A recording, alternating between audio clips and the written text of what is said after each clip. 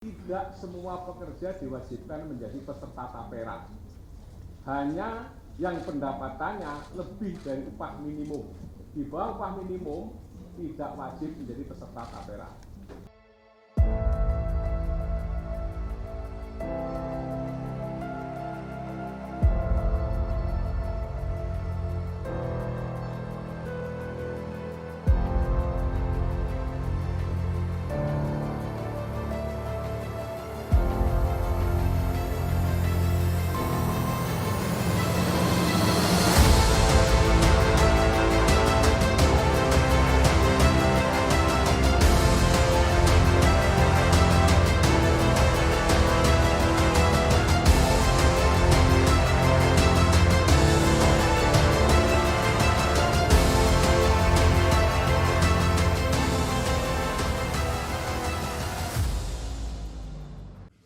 Komisioner BP Tapera, Heru Pudio Nugroho menjelaskan, tidak semua pekerja wajib memiliki tapera. Heru mengatakan, tapera diperuntukkan bagi pekerja dengan upah di atas minimum. Meski begitu, pekerja dengan upah di bawah minimum bisa ikut menjadi peserta tapera, namun tidak diwajibkan.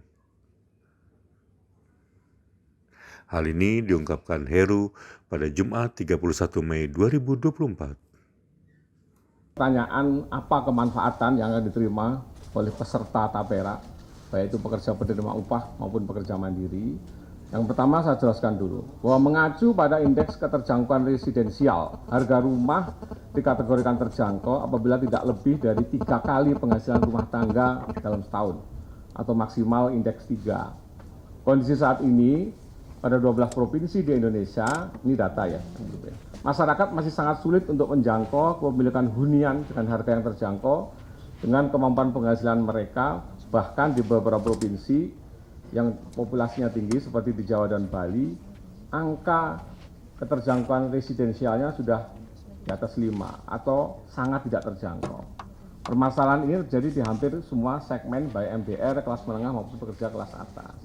Nah, dari sini kemudian tapera hadir, ya, sesuai amanah Undang-Undang Nomor 4 2016 tentang tapera, ya, untuk meningkatkan kemampuan atau affordability masyarakat untuk menjangkau harga rumah tersebut. Melalui apa? Melalui penurunan suku bunga yang pada akhirnya menurunkan besaran angsuran bulanan peserta.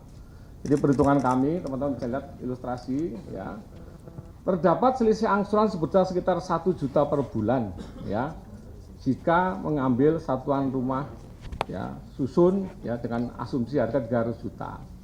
Ya, ini kita ilustrasinya, kalau, ya, memakai KPR komersial, angsurannya kurang lebih 3,1 juta per bulan, ya, dengan asumsi bunga 11%, ya.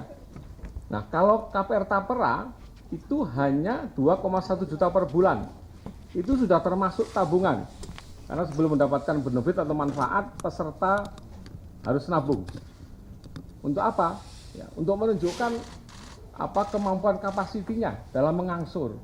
Ya. Jadi setelah tidak langsung dengan menjadi anggota tapera, dia nabung setahun, mengajukan KPR, itu meningkatkan bankability dari peserta. Cukup dengan melihat dari track recordnya dia nabung selama setahun. Ya, ya, itu manfaat kedua. Jadi kalau benefit ini jadi lebih hemat sekitar 1 juta per bulan dibanding KPR komersial yang dapat digunakan, ya, untuk kebutuhan-kebutuhan lainnya dari peserta. Ya. Kemudian masih ditambah lagi di akhir masa kepesertaan, ya, selain ngangsur 2,1 juta ini ngangsur dan plus tabungannya. Peserta akan memperoleh benefit pengembalian tabungan beserta hasil pemupukannya. Ya, hanya dengan 2,1 juta. Yang 3,1 juta kalau angsuran komersial itu udah angsuran doang, nggak pakai tabungan. Ini 2,1 udah plus tabungan yang akan dikembalikan pada saat masa KPR-nya selesai. Ya. Untuk itu, ya, untuk peserta ASN juga kami harapkan di forum ini, ya, ya, dan juga pemberi kerja untuk melakukan updating data peserta melalui portal kepesertaan di website Tapera www.tapera.id. Itu barangkali terkait kemanfaatan. Bicara mengenai siapa saja peserta tapera ini masih juga menjadi perbincangan di ruang publik, Pak. Siapa saja pesertanya, wajib atau tidak sebenarnya, mekanisme pembagian beban iurannya seperti apa, pengolahan dana dan juga penyalurannya, serta tadi kami sudah melihat simulasi. Silakan Pak dijelaskan. Baik, makasih. Ya, terkait siapa saja yang wajib menjadi peserta, wajib atau enggak kan gitu pertanyaan. Ya. Kalau melihat substansi Undang-Undang Nomor 4 2016 tentang tapera, ya harus dipahami, tidak semua pekerja diwajibkan menjadi peserta tapera. Hanya yang pendapatannya lebih dari upah minimum. Di bawah upah minimum tidak wajib menjadi peserta tapera. Ya. Oleh karena itu, dalam memperhitungkan target kepesertaan, kami juga sudah melakukan benchmarking ya, kepesertaan ke beberapa lembaga existing seperti PT Taspen untuk klaster ASN, kemudian BPJS TK untuk segmen swasta dan pekerja mandiri. Ya. Itu dulu barangkali ya terkait kepesertaan. Ya. Baik, untuk menjawab pertanyaan juga isu yang beredar Pak, bagaimana pekerja yang tidak membutuhkan pendanaan dari tapera namun diwajibkan untuk bayar iuran? Bagi yang sudah punya rumah, kenapa juga kemudian diwajibkan dan apa manfaatnya? Nah ini juga konsepsi dari Undang-Undang Nomor 4 tahun 2016. Tadi Bapak Kepala Staf Kepresidenan sudah menyampaikan kesenjangan kepemilikan rumah di Indonesia masih sangat tinggi. Ya, saat ini di angka 9,95 juta orang atau keluarga tidak memiliki rumah. Sementara kemampuan pemerintah dengan berbagai skema subsidi dan fasilitas pembiayaan ya, menyediakan kurang lebih 250.000 rumah. Ya. Pertumbuhan demand setiap tahun, ini data statistik juga, 700.000 sampai 800.000 keluarga baru yang belum punya rumah. Jadi kalau hanya mengandalkan pemerintah saja, nggak akan ngejar sampai kapan backlognya mau selesai. Makanya perlu ada grand design dengan melibat sertakan masyarakat untuk bersama-sama pemerintah bareng-bareng ini. Dan konsepnya bukan iuran, nabung. Konsepnya adalah nabung yang sudah punya rumah ya dari hasil pemungutan tabungannya sebagian digunakan untuk mensubsidi biaya KPR bagi yang belum punya rumah. Supaya apa? Supaya bunganya tetap terjaga di level yang paling lebih rendah dari bunga komersial.